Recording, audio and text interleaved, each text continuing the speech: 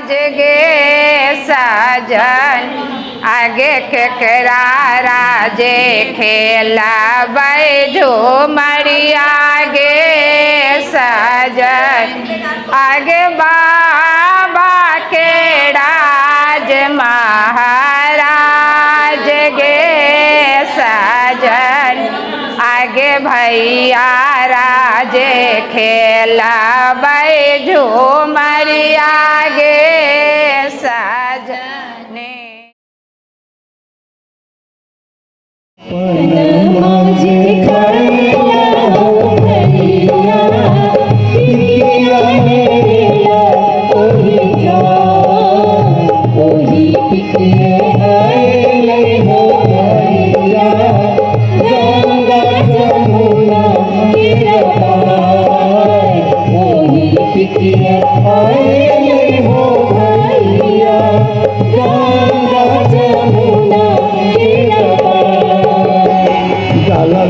बाहर भेली बहिनों से मुन्नी बहिनों से मुन्नी बहिनों भैया ने डालाची सुनो राम सजनी काम के अधिकारी तोहे बड़का भैया हो तोहे बड़का भैया हो भैया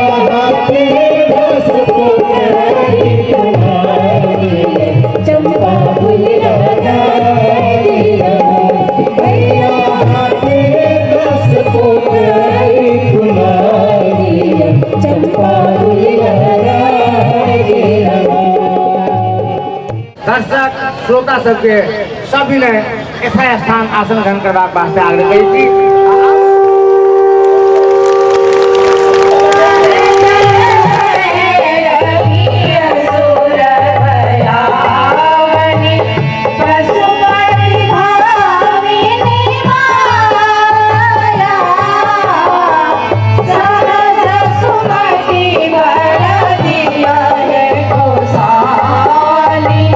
सहज सुमति वर दिया है गोसाली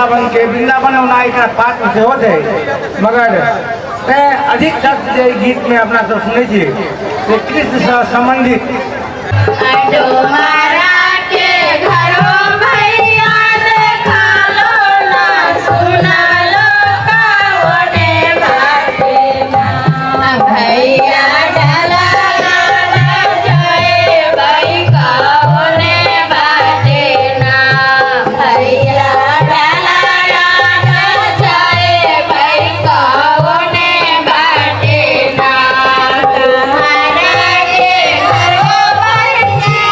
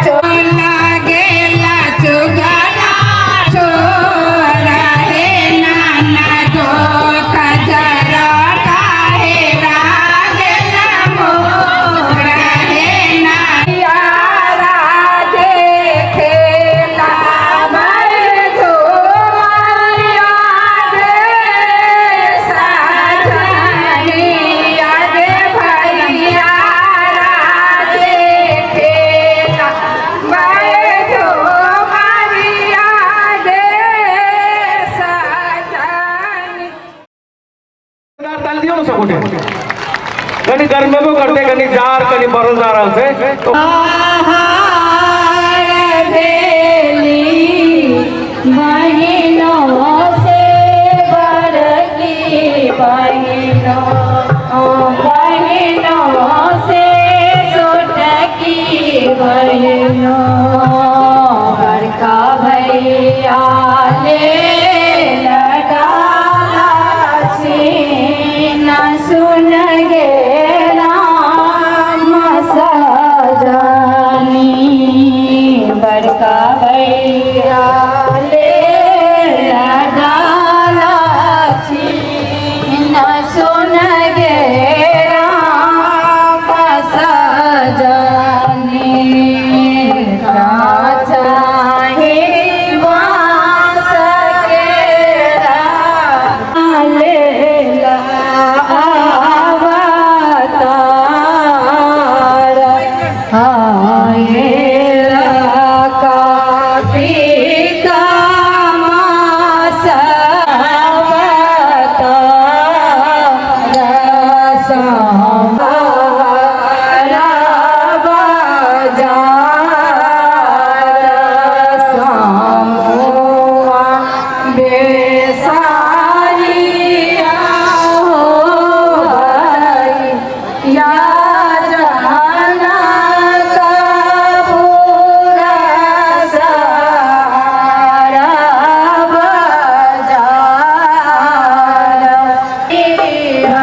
बहनों ताकत भैया के बकिया यही बाटे होता है भैया से बड़का भैया भैया से भैया रे छतिया गाम के अधिकारी तोने बड़का भैया रे भैया नवजना जाला फेरा लोने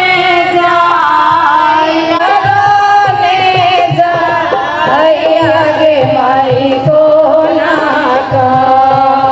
खाद लागत के रोने बिछावे हमारो से बड़का भैया काठमांडू से आवे हमारो से बड़का भैया काठमांडू से आवे हाथ में सोवर नालो सुन जाओ धले चुगला के फांसी जाओ रे चुगला तोड़ई कौन बन भगवान भगवान कितना से हंसर निछक के पन चुगला के खसर निछक के पन चुगला लगन बिता ससुरारी में पाकल पाकल दारी में ना चुगला गेला को बड़घर सनिया भेजल गई मोहर चुगला गेला को बड़घर सनिया भेजल गई मोहर चुगला दांत निपोड़ने चुगला दांत निपोड़ने पड़ल चई गोरकारी में पाकल पाकल दारी में ना चुगला के आए लगा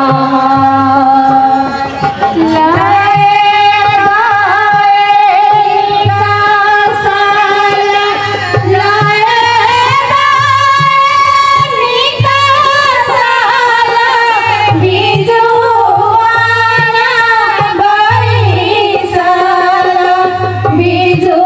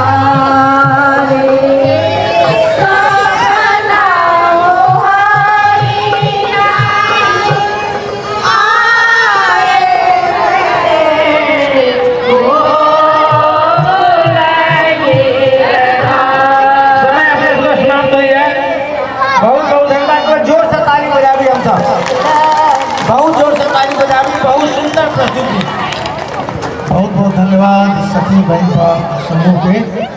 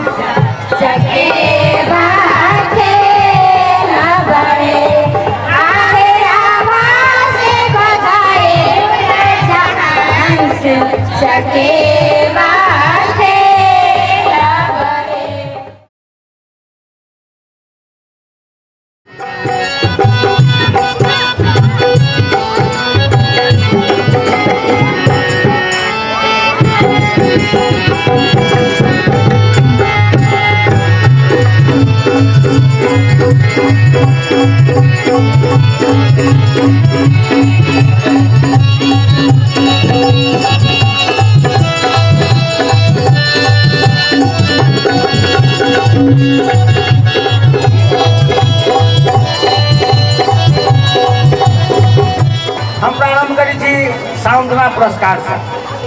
सांत्वना पुरस्कार में हम सब जे सब सहभागी थे सब सहभागी के 1000 टका दै छियनि। तकर बाद जे पहिल पुरस्कार 11,000 टका, दोसर 7,000 आ तेसर 5,000। ओना हमरा सांत्वना पुरस्कार देबाक मोन नहीं छल। हमरा सबके मोन छल जे सब गोटा के पहिले पुरस्कार दियनि, किया तो सबके 1 से 1 छल। मुदा वो हमर निर्णायक लोकनि सबके जे विधि विधान केने छथिन जे एहिमे एते नंबर ओहिमे एते नंबर, ताहि दुआरे कने ऊपर नीचा भेल छै। ओना सबके नंबर 1 से 1 अछि। हम आब सांत्वना पुरस्कार के वास्ते बतबै छी जे हमरा लग लिस्ट है ताहि हिसाब से। सबसे पहले चिल्ड्रेन होली प्लेस के जे प्रमुख छथि से अवैध आ ई पुरस्कार सम्मान दऽ देबाक वास्ते हम आग्रह करै छी।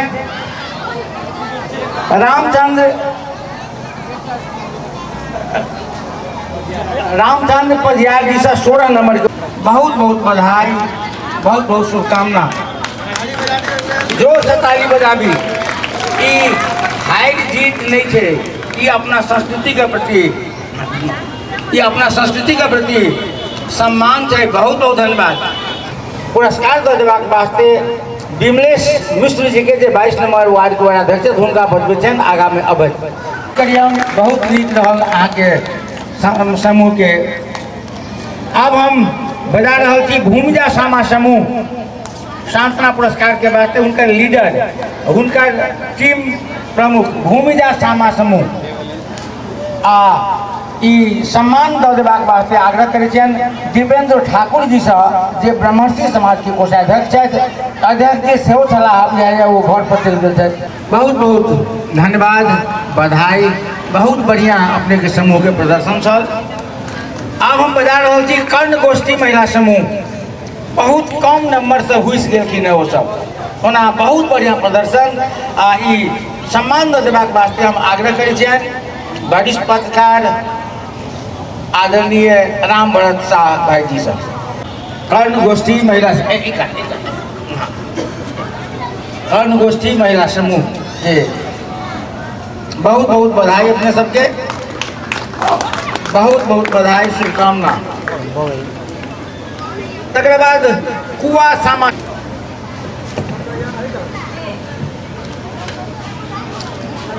अब वैदेही सामा समूह के जे ग्रुप लीडर हुनका बजा रहल छनि आ ई सम्मान दऽ देबाक वास्ते ललित कला प्रज्ञा प्रतिष्ठानक मूर्ति कला विभागक प्रमुख दिनेश्वर महतो जी से आग्रह करै छनि।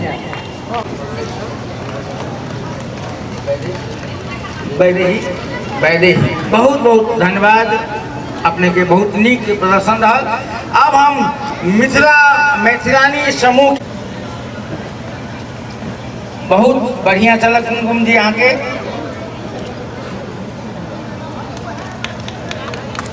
अब सीता सामा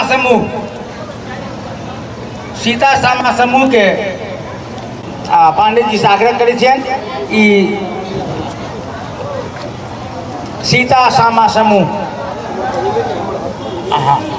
अपना बहुत ई सामा के बेर से बहिन के दान दहेज देव में उचित मानल जाए छे। बहुत बहुत धन्यवाद, बधाई। हिमालय इंग्लिश स्कूल के जे अवैध हम एठाम हमरा सबके निर्णायक मंडल के अध्यक्ष सुनील जी से आग्रह करे छनि, अनिल भाई जी से आग्रह करे छनि आ संगीता से सेहो आग्रह करे छी जे अपने सब हुनका हिमालय इंग्लिश बोर्डिंग स्कूल वो चल गए छथिन। अच्छा थी मॉडर्न नेपाल इंग्लिश स्कूल के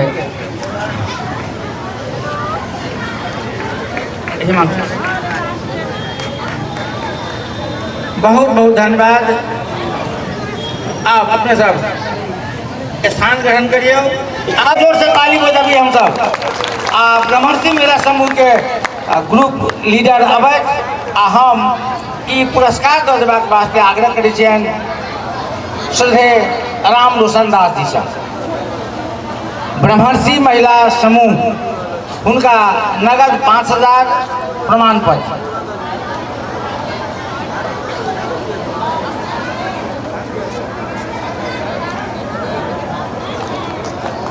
ब्रह्मर्षि महिला समूह के तेसर पुरस्कार आब दोसर कने पहिल भेल रहे, माने मिथिलेश्वर समूह के दोसर पुरस्कार मिलल। एक बार जोर से ताली बजा दी।